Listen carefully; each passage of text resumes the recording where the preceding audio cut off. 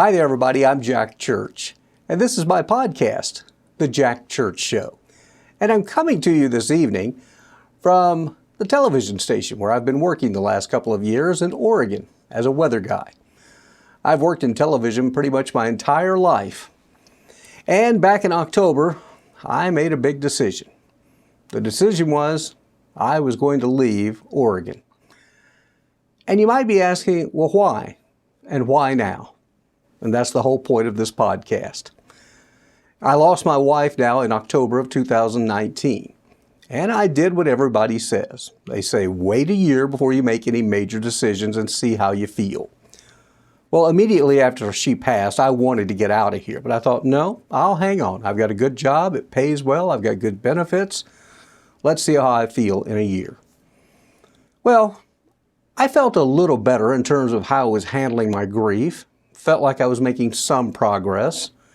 Mind you, I still miss her every minute, every second of every day. But I was functioning better and at a higher level. However, there kept being this pull inside me that I needed to make a change. And let me explain why. Maybe you can relate. Maybe it isn't quite like your situation. But here was ours. Pam and I raised two beautiful kids who are grown up now, both graduated college, have good jobs. During that time, though, we drove them crazy because we moved all over the country. We just loved new adventures, and working in the television world, we were able to do that. I could find television jobs here and there and everywhere. Now, some people choose to stay in the same place for many years. We just weren't wired that way. Pam was always ready for the next adventure. I was always hesitant and saying, oh no, we can't do this. And then she'd say, yes, we can. And we would. Some moves turned out better than others. But would I ever get rid of any of those moves? I thought about that, and we used to have that discussion. And the answer is no, because we made friends everywhere we went. And if I got rid of one of those moves, I'd have to get rid of some of those friends. So no, don't regret any of the moves. But let's go back to how we ended up in this part of the world. We came here a little over 2 years ago. It was actually in the fall of 2018. Pam started having back pain on the golf course one day. And 6 weeks after we got here, we got the diagnosis that she had cancer in her bones. 10 months later, unfortunately, she passed and went to heaven. This beautiful 5'4", 115-pound woman deteriorated quickly, but she kept working. Up until 2 weeks before she passed, she worked for a real estate developer in California working from home. And she was a fighter. So my first year here in Southern Oregon was working full-time in my television job and also being a full-time caregiver to my beautiful wife, helping her the best I could. Then my second year in Oregon was that of being alone. The first time I was ever alone since college. And then we had the pandemic. And then we had terrible wildfires here. And then I started feeling terrible isolation because we never really had an opportunity to make friends like we had in the past with other couples and other people and things like that. And then, of course, the pandemic further complicated those issues. So from a personal standpoint, things just weren't working for me here. I was tired of being lonely. I would talk to my friends from all around the country in California, Texas, Tennessee, Florida, even some in the eastern and central parts of Oregon, but nobody was close by. Our kids kept saying, Dad, why are you staying where you are? And I said, well, there's this thing called a direct deposit every 2 weeks that I like getting. But you know, the longer I stayed, the longer I began to realize that, you know what? That old saying that money can't buy happiness, it's true. I needed to be around longtime friends and family and our kids because those are people who knew Pam and can talk about Pam and we can share memories. I didn't have that here. So in the middle of a pandemic, I decide to leave my good-paying job with benefits. That's right. I decided it's time for a change. So I gave my resignation. I gave 6 weeks notice. I'm under contract, but they agreed to allow me to get out of the contract. They totally understood why. Several of my coworkers said, "We can't believe you stayed here this long." I even had a grief counselor tell me, "I don't know how you made it up there alone like that, so isolated, with no friends or family, and then a pandemic on top of that."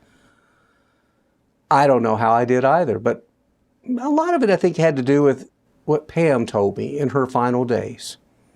She said, "Don't fear life." And she says, "Always try and smile." She said it beats the alternative. And she's exactly right. So here, very soon, I'll be loading up and heading out to Nashville, Tennessee, where I'm going to make this podcast, My Life's Calling. I hope to grow it. I hope it goes somewhere. But before I left, you know what else I did? I sold all the furniture in our small house. I decided I don't want that furniture anymore. There were bad memories associated with it. It was actually new furniture we bought right after we got here. But again, Pam was ill the entire time, and that's all I could see is her laying down on that couch when she was in pain. Or I could see her sitting in this one chair and in so much pain and needing a heating pad and asking for a Tylenol. That bed that we shared is where she passed. Those are not good memories. It's just stuff. So I sold it all. The last few weeks, I've had my big screen television, a little club chair in the living room. I've got all of my cooking utensils because I still love to cook, and I kept a mattress and a box spring and a desk and my computer and my equipment for the podcast, and that's it. So you might be saying, that sounds like a sad existence. No, it's not. It's an existence of hope. Because when I look around the house and I see that things are gone, I'm looking forward to the next chapter now and going to my new home. I've already leased a new place in one of those trendy apartment places. It's got all the amenities and lots of young people living there. It's got a great vibe to it. You know what else I did? I ordered brand new furniture. I ordered it here in Oregon and will take it with me because I don't have to pay sales tax in Oregon. And I ordered things with bright colors. I want to make this place visually appealing. I want it to be a happy space for me. So what have I learned? What am I trying to tell you? Well, here's the bottom line. For the last 2 years, I didn't look forward to anything. During the year that Pam was ill, I dreaded our days. Oh no, now don't get me wrong. I loved her dearly. I wanted to be with her.